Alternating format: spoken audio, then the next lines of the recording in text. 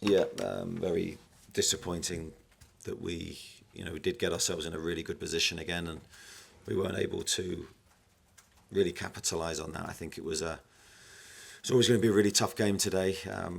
It was always going to be, a real physical game with how they play, and we needed to stand up to that. I thought we did in the first half and defended their set plays really well. But one moment really of switching off and a couple of mistakes in the build up to their first goal, and we paid the price. And then of course we needed a big reaction to that goal really, and we didn't get it. And very frustrating end to the game. Where do you think the problems are sort of coming from, Eddie? Are the players feeling some kind of pressure, or what do you put your finger on? Yeah, well, my initial feeling after that game today is different to West Ham. I think West Ham was a different kind of game today. I thought the players were there. I thought they were present. I thought they gave everything to the game physically. But I think it was clear for me, if you watch Newcastle regularly, we were lacking in confidence today. There was a lot of technical mistakes, which is really unlike us, especially in the middle of the pitch where we're usually really fluent. And that contributed then to putting us under pressure. So I think different feeling to West Ham, different emotions. I think it's really important today that I support the players. And we know we're good players. We know we've got a really good team. But we just need to stay grouped together in this difficult period.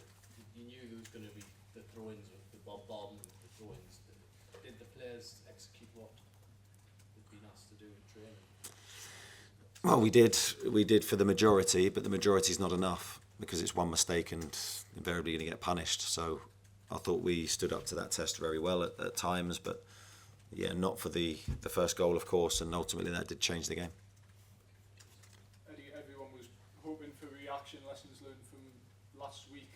Why didn't that happen today? Is it simply down to confidence, or is it something more? I think it's multi-factored. I don't think there's one thing. Confidence will now be an issue for sure because I think they're honest players, really good people. They care, they want to do well. But the team's taken a few hits, and I think that showed today. So we've got enough experience to respond in the right way. We've got enough experience to have been there before and then know how to deal with this moment. We know we're going to get criticised. We expect that. I don't see that being a problem for us as long as we stick together and we're really unified in this difficult period. Just on the criticism, when Brentford were applying the pressure, they grabbed an equaliser, you had a let-off with the penalty. Why did it take until the second penalty and the red card before the changes finally came about? In what sense? In terms of Dan Burn sent off, penalty given away, and then the substitutions happened.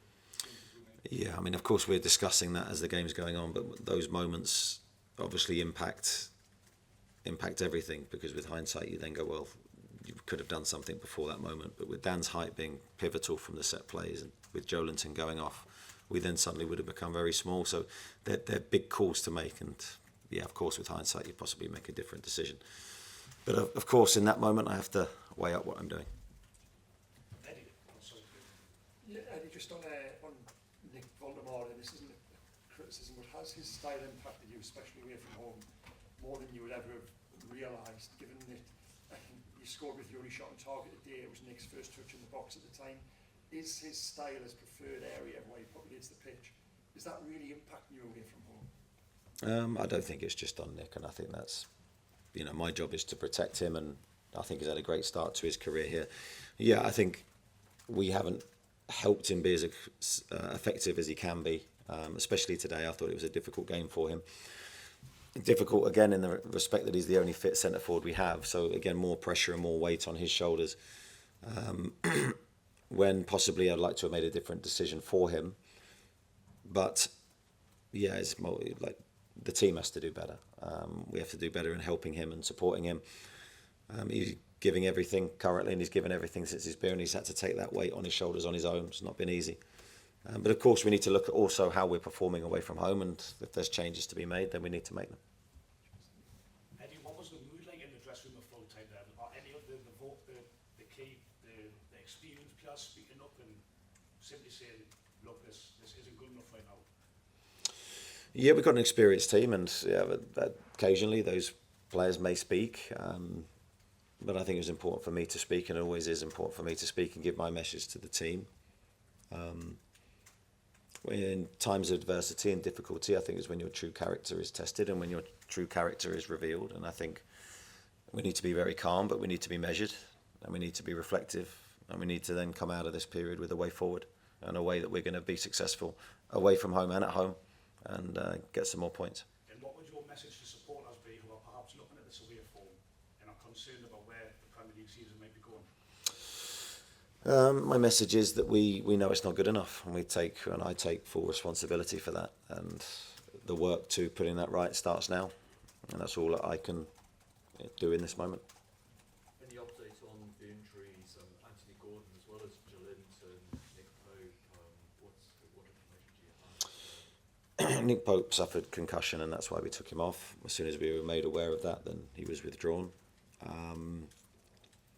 Joelinton, I'm not sure, it looked like a knock, but I haven't had a full discussion or debrief from the medical team on him. Anthony, yeah, is a minor injury, so he'll miss England. I think that's it. And is it a good thing to have the international break coming up now after a couple of results in the league like that, or would you have preferred to have the players still together? Yeah, I think I'd have preferred another game quite quickly, but maybe the period of reflection and the period to allow us to reset is a good thing. We will work hard during the break, and I think the biggest thing is to make sure we stay together and we're motivated for what's to come. Chris and then Kieran to wrap up, please. Eddie, last year you obviously had the low of coming here and losing that game, and then afterwards it was sort of a reshuffle in the sides, Andrew Tallon moved to number 6. Do you see that there needs to be a fundamental reset away from home in terms of how you approach those games, or was it not as simple as that?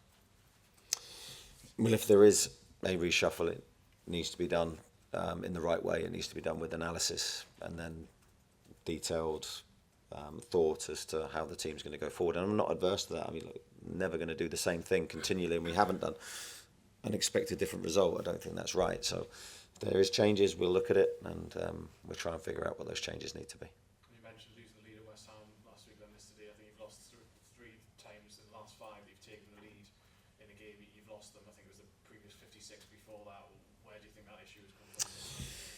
I think it's probably associated with our lack of goals, really. I think there's, going 1-0 up today, you'd expect us to capitalise on that and establish ourselves as a stronger team in the game. I don't think we did. I think we became weaker in the game for the goal, which was the same at West Ham. So that's a big frustration for me. I want my teams to attack and to be continually looking to score. We don't look like that team currently.